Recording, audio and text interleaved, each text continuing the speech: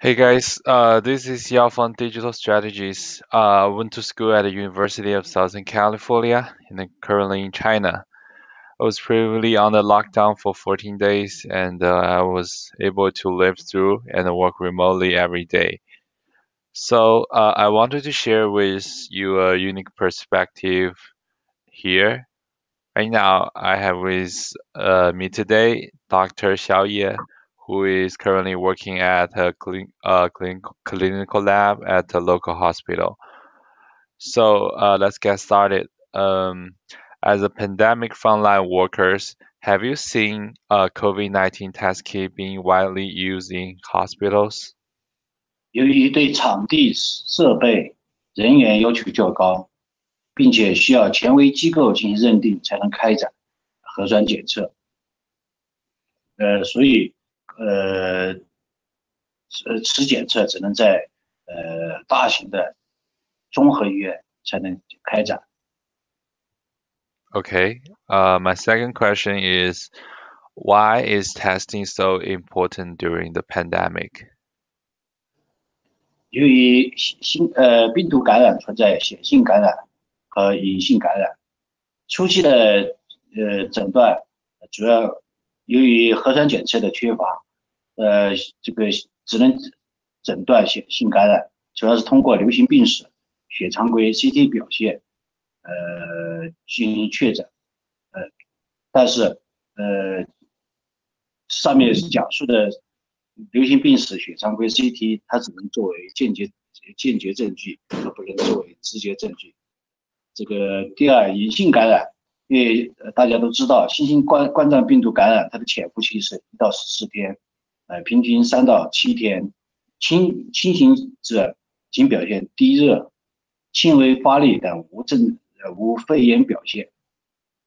那么有些感染者无症状，但也可能成为传染源，所以核酸检测能够及时发现新型感染病毒，或者是隐性感染者，成为了关键。Okay, I see. My second question is, what is the most adopted method for COVID-19 test?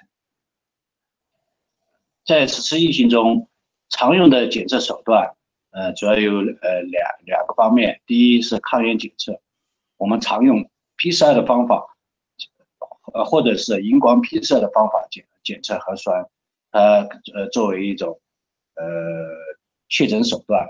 这个第二个方面，我们采用抗体检测的方法，采用方法主要是胶体基因的方法，它作为核酸检测的一种辅助检测，它的作用主要是进行筛查。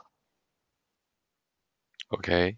Uh, my next question is, what kind of lab environment required to perform fluorine PCR or PCR test? 目前 PCR 实验室的区域设置原则或者是要求，主要有4个方面。第一，试剂存储和准备区；第二，标本制备区；第三，扩增反应混合配置和扩增区；第四，扩增产物分析区。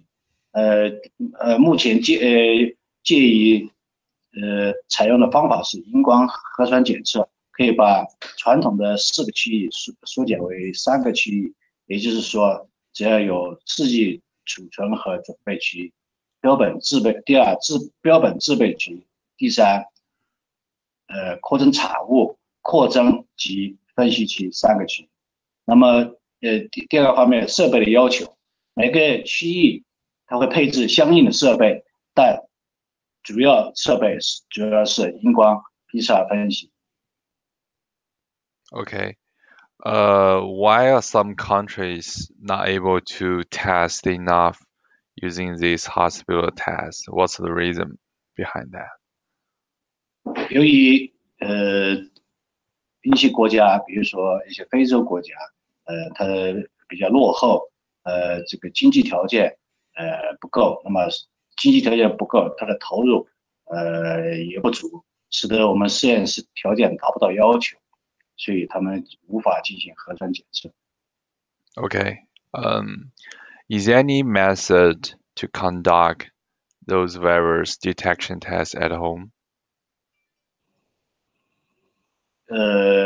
对于这个问题，我们上面说过了，我们针对新型冠状病毒检测，我们采用2个方法，其中这个抗体检测的方法，交替进行方法，它由于这个对场地、人员、设备，没有特殊的要求，